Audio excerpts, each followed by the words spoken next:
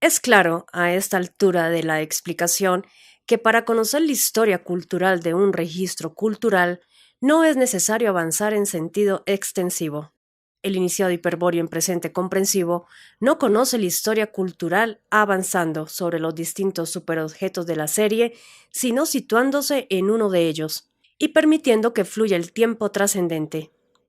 En cada superobjeto temporalizado puede desarrollarse una historia cultural paralela.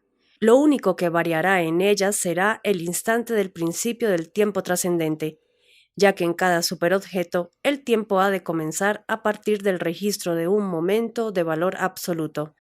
Es claro así que el iniciado hiperbóreo en presente comprensivo no avanzará sobre la extensión del superconcepto para conocer la historia cultural, sino que permanecerá en el superobjeto axiológico seleccionado, observando cómo la historia se desarrolla continuamente en su propia dimensión temporal.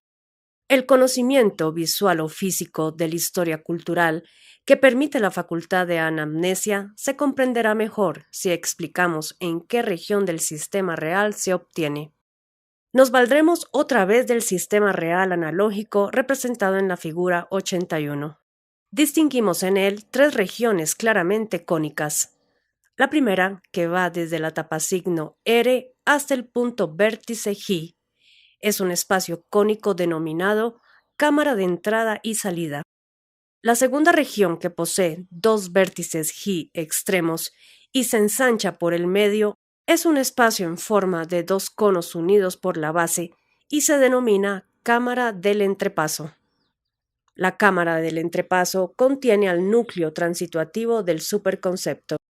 La tercera región, análoga a la primera, es un espacio cónico extendido entre la tapasigno E y el segundo punto vértice J, denominado cámara de retorno.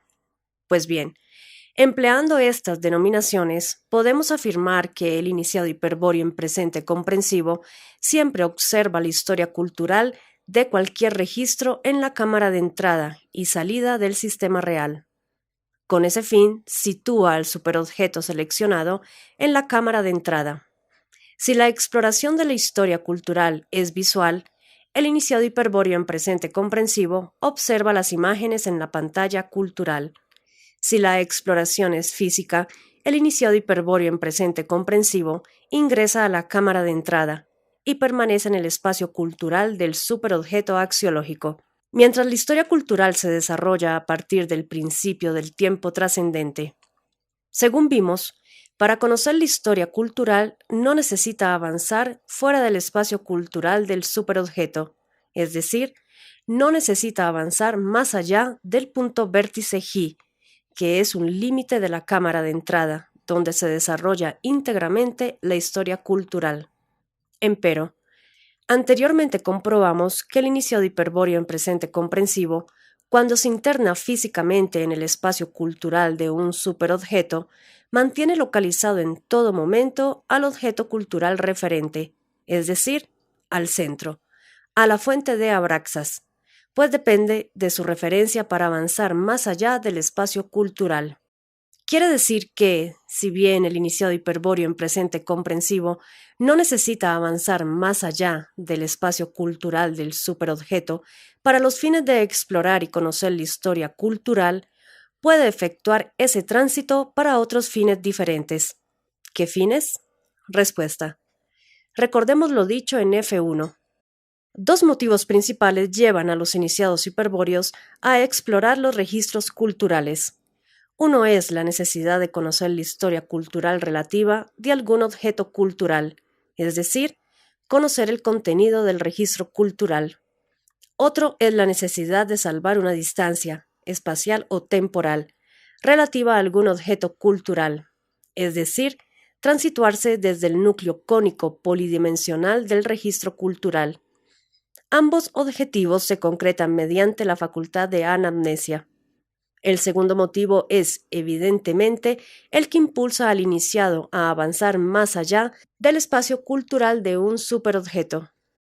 Si el iniciado decide avanzar más allá del espacio cultural de un superobjeto axiológico, deberá abandonar la cámara de entrada y trasladarse a la siguiente región del superconcepto, es decir, al núcleo transitativo. Este paso solo puede efectuarse a través del punto vértice G. Los puntos vértices G que conectan entre sí las tres regiones cónicas del superconcepto se denominan puertas G.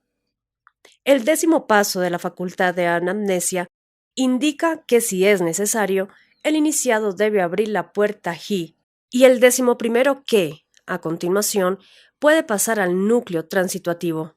Sobre estos pasos y los 5 siguientes apenas podremos brindar aquí una vaga aproximación a su significado concreto, por cuanto se trata de un tema que, para su comprensión, requiere inevitablemente la previa iniciación hiperbórea. Con otras palabras, es casi imposible comprender los pasos superiores de la facultad de anamnesia sin una efectiva diferenciación entre el yo y el sujeto consciente, sin la aislación del yo que concede la iniciación hiperbórea. Únicamente el iniciado hiperbóreo posee el poder de situarse ante un objeto cultural en la posición de iniciado hiperbóreo en presente comprensivo, y sólo él puede comprender los pasos superiores de la facultad de anamnesia, es decir, qué significa realmente abrir, pasar, transituarse, etc.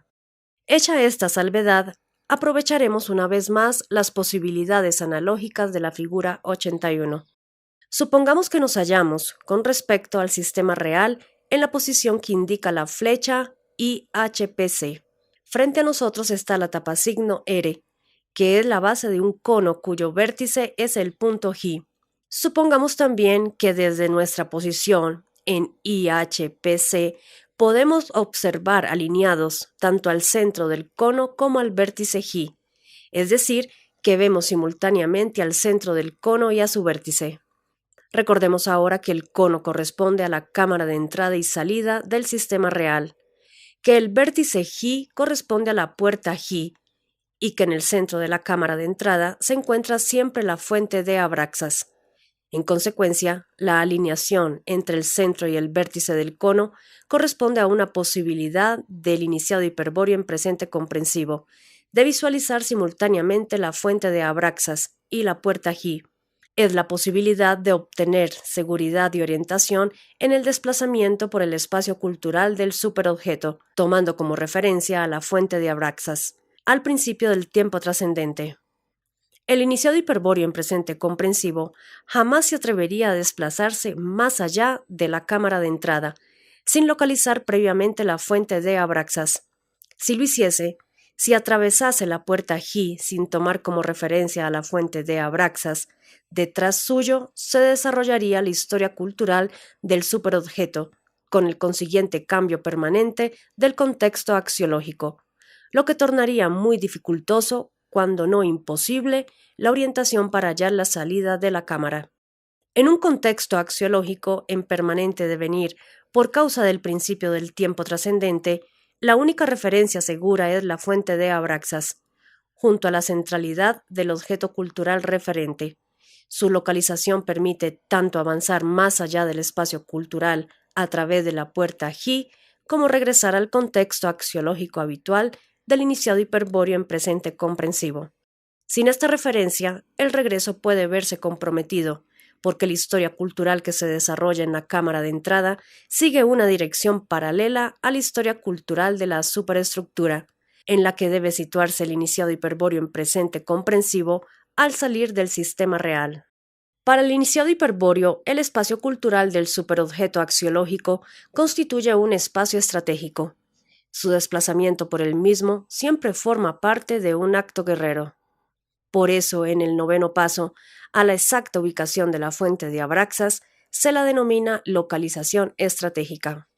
Si el iniciado ha cumplido el 9º paso de la facultad de anamnesia, si ha realizado la localización estratégica de la fuente de Abraxas, entonces puede pasar a través de la puerta G con cierto grado de seguridad, es decir, puede ejecutar el 10º paso.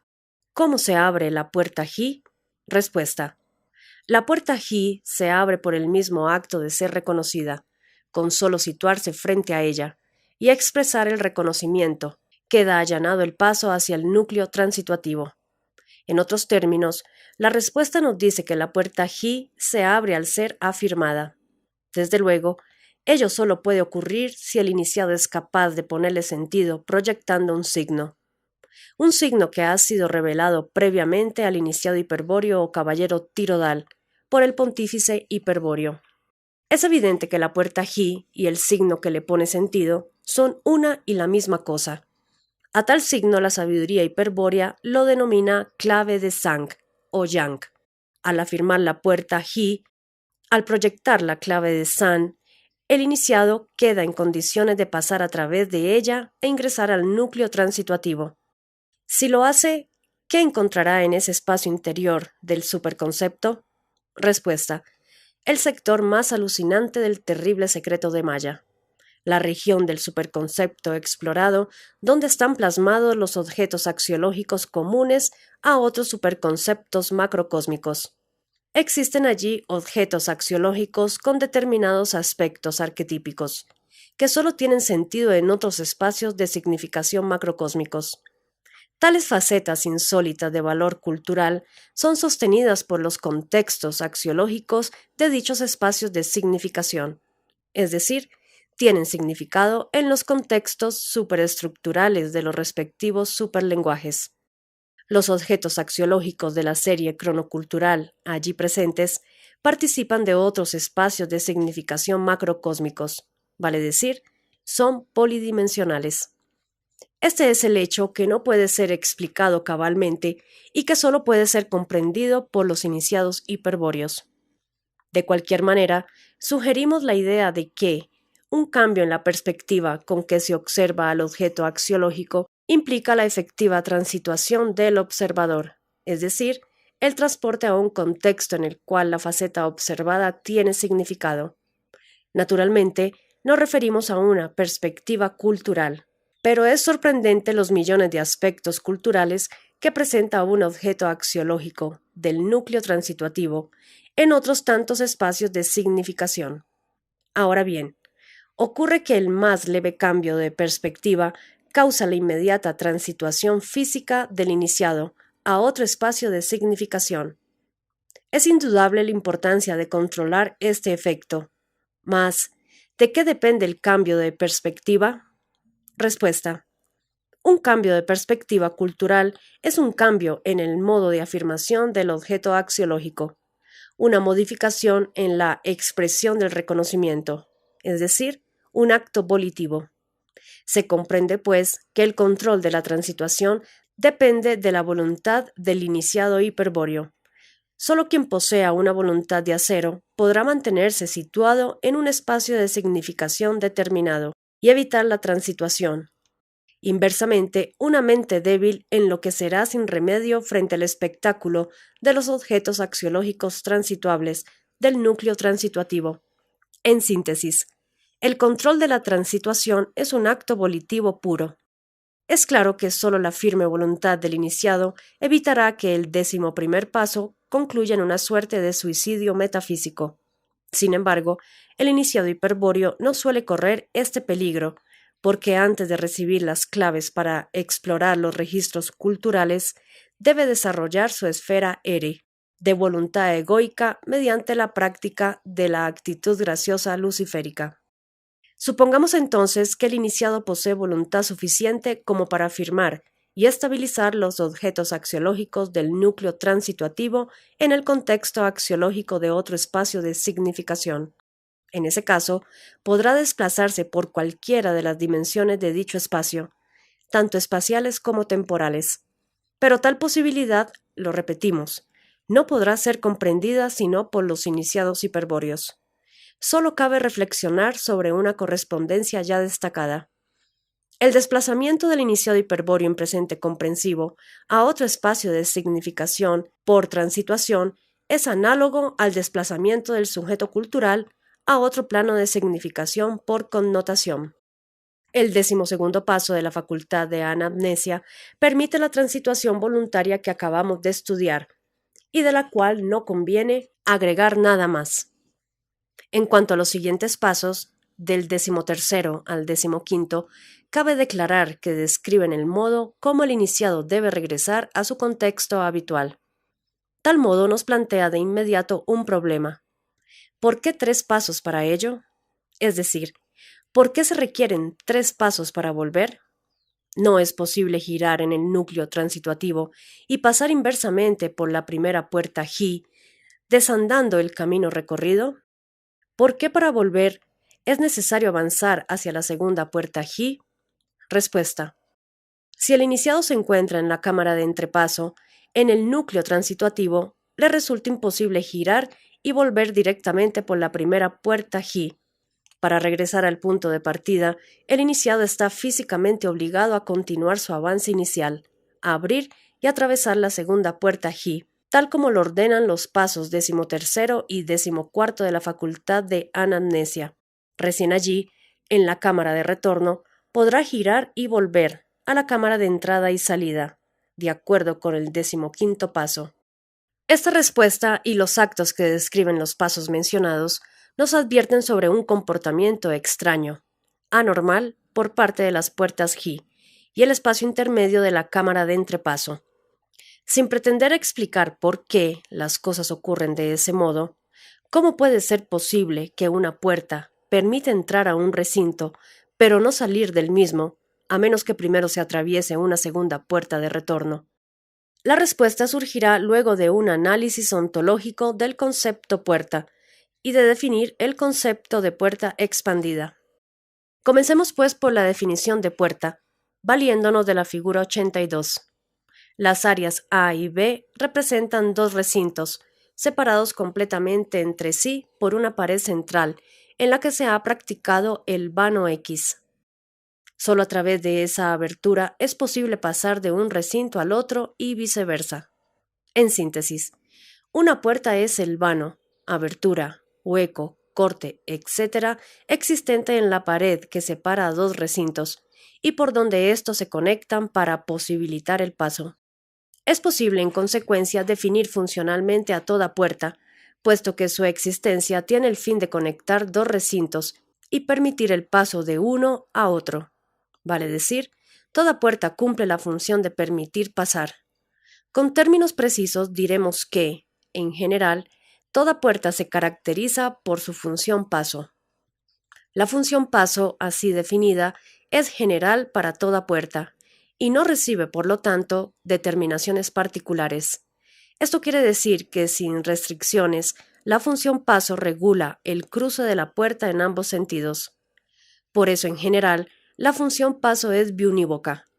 La puerta X permite el paso, biunívocamente, desde el recinto A al B y desde el B al A.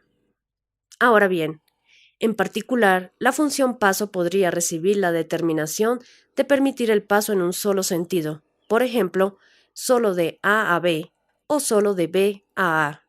Es lo que ocurre, por ejemplo, en la válvula de una garrafa de aire comprimido, considerada alegóricamente como puerta. Permite la entrada de más aire, desde el exterior A al interior B, pero impide la salida del aire desde el interior B al exterior A. Una válvula tal de una vía presenta un camino unívoco para el aire, lo que conduce a interpretar su comportamiento mediante una función unívoca. En cierto sentido, la puerta de una prisión cumple una función unívoca para los prisioneros que se ven obligados a pasar por ella. El prisionero, cuya sentencia está pendiente, verá que la puerta de la prisión solo se abre para entrar, pero no para salir. Si el prisionero intenta regresar por el mismo camino sin cumplir la sentencia, un centinela se lo impedirá. Ejemplos aparte. La función paso de una puerta dada puede ser biunívoca, paso en ambas direcciones, o unívoca, paso en una dirección única. En todo caso, debe ser claro que ambos modos unívocos de la función paso son funcionalmente idénticos. Con otras palabras, el paso unívoco de A hacia B es funcionalmente idéntico al paso unívoco de B hacia A. En todos los casos, la función paso se manifiesta como ley de causa y efecto, es decir, como una ley cuyo desarrollo consta de dos fases, una causal y otra efectiva. Para comprobarlo, vamos a definir algunas condiciones en la figura 82.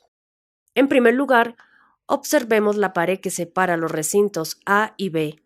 Es evidente que un lado de la pared enfrenta al recinto A y que otro lado enfrenta al recinto B, suponiendo que se trata de una pared puntual o que su espesor es mínimo, consideraremos a la misma como una superficie bilátera. En segundo lugar, establezcamos que la puerta X permita unívocamente el paso de A hacia B. Una flecha indica en la figura la dirección de un viajero que se apresta a pasar por la puerta X. Sobre este viajero actuará la función paso de la puerta X, imponiéndole, según vimos, una ley de causa y efecto. Analicemos ahora la ley de paso. La función paso de la puerta X consiste concretamente en posibilitar al viajero el paso desde A hacia B, puesto que el viajero en un primer momento está en A y en el siguiente en B. Es obvio que la ley debe constar necesariamente de dos fases. Tal condición, por otra parte, es inevitable por las determinaciones topológicas que introduce la configuración del problema. Dos recintos separados completamente por una pared bilateral con una puerta pasante en la misma. La primera fase, cuando el viajero está en A, recibe el nombre de entrada, es decir, entrada en la puerta. La segunda fase, cuando el viajero pasó al recinto B, se denomina salida, es decir, salida de la puerta. Resumiendo, el carácter funcional de toda puerta exige un paso compuesto de entrada y salida. Pero, de acuerdo a lo afirmado, ambas fases de la ley de paso están en relación de causa y efecto, es decir, que la primera fase es la causa de la segunda, o que la segunda fase es el efecto de la primera. Con otros términos sinónimos, la entrada en la puerta es la causa de la salida en la puerta, o la salida de la puerta es el efecto de la entrada en la puerta. Esta ley se comprueba fácilmente. Nadie entra en una puerta unívoca sin salir, e inversamente nadie sale de una puerta unívoca sin haber entrado. ¿Qué conclusión debemos extraer de este análisis que nos sea útil para comprender las funciones de las puertas G? Respuesta: que en toda puerta normal, tal como X en la figura 82, la ley de paso consta de dos fases, entrada y salida, sin absolutamente ningún término medio. Vale decir, a la entrada le sucede causalmente la salida, sin posibilidad de definir un estado o fase intermedia. Más claramente, si el viajero de la figura 82 desde el recinto A entra a la puerta X, inmediatamente sale al recinto B sin posibilidad de permanecer en un estado intermedio entre la entrada y la salida. La condición impuesta a la pared separadora de ser bilátera nos debe permitir intuir la imposibilidad de que el viajero pueda permanecer entre dos lados carentes de espesor. En realidad, la ley de paso es continua, un solo paso continuo formado por dos fases. Cuando el viajero inicia el paso desde A, entra en la puerta X, pero antes de concluir el paso sale al recinto B. Naturalmente, hay un momento durante el paso en el cual el viajero está entrando por A y saliendo por B. En ese caso, el criterio justo es: la parte del viajero que está en A entra y la parte del viajero que está en B sale. Y como la puerta carece de espesor, ninguna parte del viajero queda fuera de las dos únicas fases de la ley de paso. Por último, vamos a convenir en que la función paso determina con fuerza de ley natural el paso a través de la puerta X. Al pasar por ella, siempre se está entrando o saliendo, siendo imposible permanecer en un estado intermedio. No hay entre las dos paredes un sitio donde el viajero puede estar sin entrar ni salir, pues no es posible alterar la secuencia entrada-salida de la ley de causa y efecto. Quien entra a la puerta debe, necesariamente, salir de la puerta. Hemos sacado la conclusión de que la función de paso determina un paso continuo a través de la puerta X. No es posible detener el paso en un sitio intermedio de las fases. O se está entrando o se está saliendo de la puerta. Empero, vamos a suponer que, con un procedimiento que no viene al caso, somos capaces de modificar el modo de ser normal de la puerta X y crear un sitio entre las fases de entrada y salida. En tal sitio el viajero podrá permanecer sin alterar la ley de paso, mas, en cuanto concierne al paso, deberá obedecer a la secuencia causal entrada-salida. Vale decir, que luego de entrar a la puerta podrá permanecer indefinidamente sin salir e incluso efectuar otros actos, pero en cuanto intente continuar el paso, inevitablemente deberá completar la segunda fase de la ley y salir. La figura 83 nos ilustrará sobre esta monstruosa alteración de la normalidad de la puerta X. Vemos que ahora, además de los recintos A y B, existe un tercer recinto C entre dos puertas X. Pero en realidad no se trata de dos puertas, sino de las dos fases de la misma puerta X de la figura 82, que aquí aparecen separadas para dar lugar al sitio C entre fases. De acuerdo a esto, la puerta X de la figura 83 se caracteriza por dos funciones, la función paso y la función entrepaso. Una puerta tal se denomina puerta de paso expandida o simplemente puerta expandida. En la puerta expandida de la figura 83, la función paso posibilita el paso desde el recinto A al recinto B, según una ley de causa y efecto que rige la secuencia entrada-salida. Si un viajero aprovecha la función paso, debe necesariamente cumplir la secuencia entrada-salida. Pero si el viajero decide utilizar la función entrepaso, entonces, luego de entrar a la puerta X por A, figura 82, podrá detenerse en el sitio entrepaso C, figura 83, y permanecer allí sin salir al recinto B.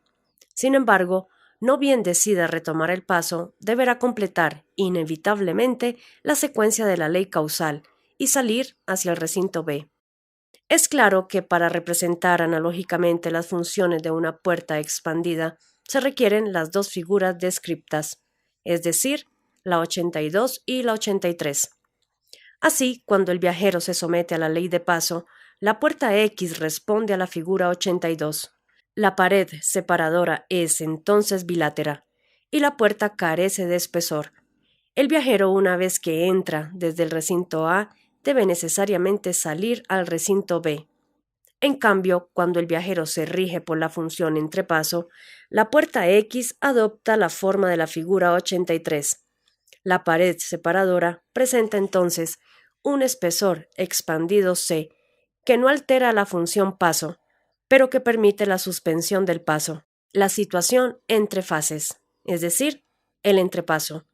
El viajero, una vez que entra desde el recinto A, puede permanecer ilimitadamente en el sitio entrepaso C, mas, si decide retomar el paso, deberá completar inevitablemente la secuencia de la ley causal y salir hacia el recinto B. Y ahora vamos a extraer la conclusión final de todo el análisis. Si el viajero ha penetrado en una puerta expandida guiándose por la función entrepaso y se encuentra situado en el recinto C, en ningún caso podrá regresar al recinto A sin completar la segunda fase. Nadie puede alterar la secuencia de la ley del paso. Quien entra, en efecto, debe salir, no importa cuánto permanezca y cuánto haga el viajero en C. Si procede de A, no podrá regresar a sin salir hacia B. El permanecer en C solo suspende la ley del paso, pero no la anula. Si se retoma el paso, inevitablemente habrá que salir hacia B. Advirtamos por otra parte que el regreso, en términos de movimiento, requiere de un giro del viajero, de un volverse sobre la dirección original y avanzar en sentido contrario. Si la dirección del viajero es de A hacia B, solo un giro de un ángulo llano le colocará en situación de avanzar en sentido contrario, es decir, de B hacia A. Pues bien, la relación condicionante que existe entre la función paso y la función entrepaso puede representarse alegóricamente como la imposibilidad que el viajero situado en C tendría para girar hacia la fase de entrada y regresar por el camino inverso. Todo movimiento en ese sentido implica retomar el paso, devolver a la puerta su función natural, pero, como para llegar a C es necesario haber entrado, haberse sometido a la fase de entrada, es claro que esa causa mantiene pendiente la concreción de su efecto, el cual consiste en la salida hacia el recinto B. No podrá el viajero escapar a esa ley, y ello equivale a que, habiendo entrado desde A mirando o en dirección hacia B, no puede girar en C para regresar hacia A. En verdad, el sitio C solo existe para la función entrepaso.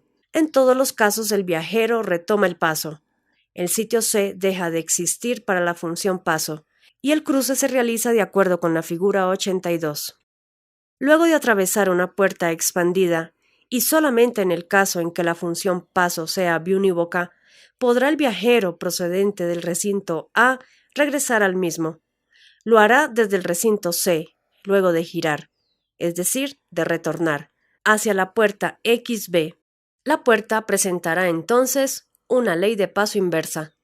La entrada estará en el recinto B y la salida en el recinto A. No escapará a la perspicacia del lector que la puerta expandida que hemos definido es algo más que una mera hipótesis. En efecto, el concepto de puerta expandida comprende perfectamente a las puertas G del registro cultural y justifica los pasos 13º, 14º y 15º de la facultad de anamnesia. Ante todo hay que establecer que las puertas G de la figura 81 son análogas a las puertas X de la figura 83, es decir, no son puertas, sino representaciones de las fases de la función paso, es decir, dos fases separadas de una única puerta.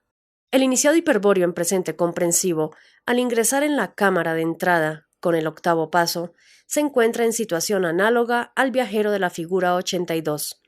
La cámara de entrada del registro cultural es análoga al recinto A y la primera puerta G es solo la fase de entrada de una puerta expandida real. Esta puerta ejerce sobre el iniciado hiperbóreo en presente comprensivo dos funciones: una función paso y una función entrepaso. La función paso consta de dos fases, una de entrada y otra de salida. Si el iniciado hiperbóreo en presente comprensivo se dirige hacia la puerta G con intención de pasar, el paso décimo lo puede conducir directamente a la cámara de retorno, a través de la fase de salida, es decir, a través de la segunda puerta G.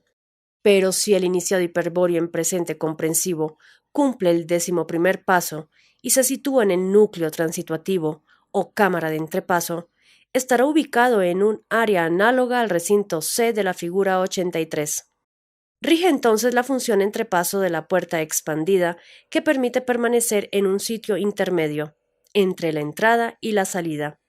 En la cámara de entrepaso, el iniciado hiperbóreo en presente comprensivo puede ejecutar toda clase de actos, desde la contemplación de los objetos axiológicos transituables hasta su propia transituación en otro espacio de significación.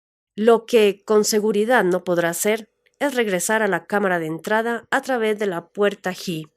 Para conseguirlo, en efecto, el iniciado hiperbóreo en presente comprensivo debe girar, cambiar la dirección con la que entró a la cámara de entrepaso y volverse hacia la puerta G, fase de entrada, algo que, como sabemos, es imposible de realizar en una puerta expandida.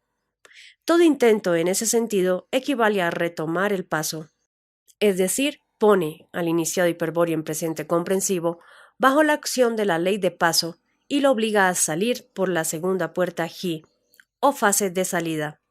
La función paso se manifiesta como ley de causa y efecto, determinando la secuencia entrada-salida, vale decir, entrada a la puerta G desde la cámara de entrada y salida de la puerta G hacia la cámara de retorno. Mientras el iniciado hiperbóreo en presente comprensivo utiliza la función entrepaso y permanece en la cámara de entrepaso, esta ley queda suspendida, pero inmediatamente que el iniciado hiperbóreo en presente comprensivo retoma el paso, la ley de paso actúa como si no existiese la cámara de entrepaso y lo obliga a salir hacia la cámara de retorno, es decir, a cumplir la secuencia causal.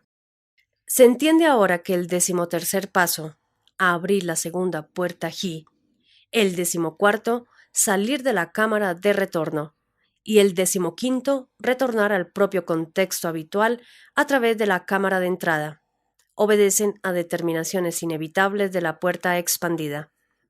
Así, si el iniciado hiperbóreo en presente comprensivo se halla en la cámara de entrepaso, el 13º paso, a abrir la segunda puerta G, implica retomar el paso, permitir que actúe la ley causal de la función paso. El 14º, salir a la cámara de retorno, significa cumplir la segunda fase de la función paso, y acceder a un sitio análogo al recinto B de la figura 83. Y el 15º paso, retornar a la cámara de entrada, demuestra que la puerta expandida real es biunívoca y que en la cámara de retorno es posible, al fin, girar y enfrentarse a la puerta G con dirección opuesta. Una ley de paso inversa dispondrá entonces que la segunda puerta G actúe como fase de entrada, desde la cámara de retorno, y que la primera puerta G se comporte como fase de salida, hacia la cámara de entrada. Ya sabemos que si el iniciado hiperbóreo en presente comprensivo está situado en la cámara de entrepaso, le resulta imposible girar hacia la fase de entrada de la puerta G. Cualquier movimiento en este sentido significa retomar el paso, ceder a la determinación de la ley de paso que obliga a efectuar la fase de salida. No obstante, podría ocurrir que un iniciado inexperto intentase realizar el giro prohibido. ¿Qué experimentaría en ese caso? Respuesta.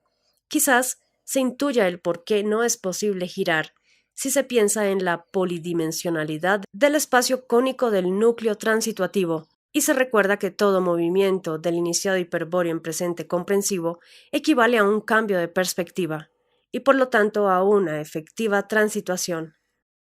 En el núcleo transituativo, cada movimiento puntual del iniciado hiperbóreo en presente comprensivo aproxima a éste a una dimensión espacial diferente.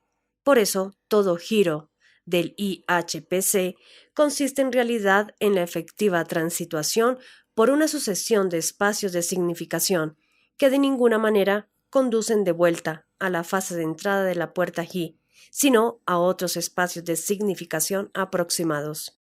Y, con respecto al último paso de la facultad de anamnesia, el 16º que describe una salida alternativa desde la cámara de retorno hacia el mundo exterior, solo podemos asegurar, sin brindar otras explicaciones, que el iniciado hiperbóreo en presente comprensivo no encontrará allí, como cabría esperar de un razonamiento pueril, el contexto habitual del objeto cultural referente. Por el contrario, la salida por la tapa signo E, ver figura 81, conduce a un mundo inverso, es decir, a un contexto axiológico de valores exactamente inversos a los del contexto habitual del iniciado hiperbóreo en presente comprensivo. La impresión recibida será, alegóricamente hablando, la de haber penetrado en un espejo axiológico. Explicar los motivos estratégicos que podrían impulsar a los iniciados hiperbóreos a explorar un mundo semejante queda fuera de los alcances de estos fundamentos de la sabiduría hiperbórea. Solo hemos de sugerir, para estimular la intuición de los virias perdidos, un posible motivo: la regresión orgánica del microcosmos hasta un determinado límite y su fijación por detención del proceso evolutivo. En el mundo inverso, y este es un gran secreto, se halla la única y verdadera fuente de la juventud. F8. Solución al enigma de Sano.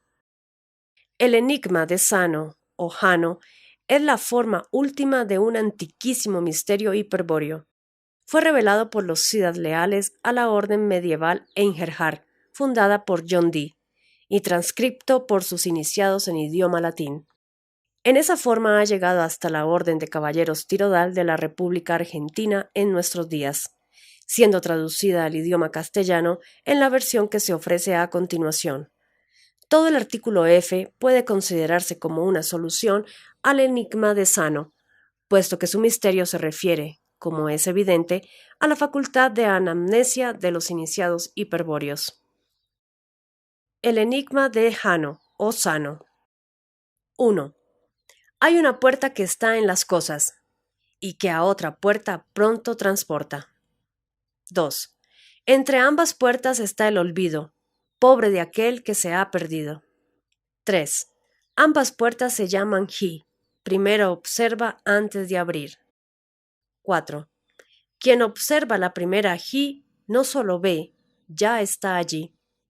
5. Quien observa la segunda Ji, si lo desea, puede salir. 6. Mas si sale, ya no será el mismo que fue al entrar. 7. Todo al revés, como un espejo, es ese mundo donde eres viejo. 8. Pero si joven deseas ser, por senda inversa puedes volver.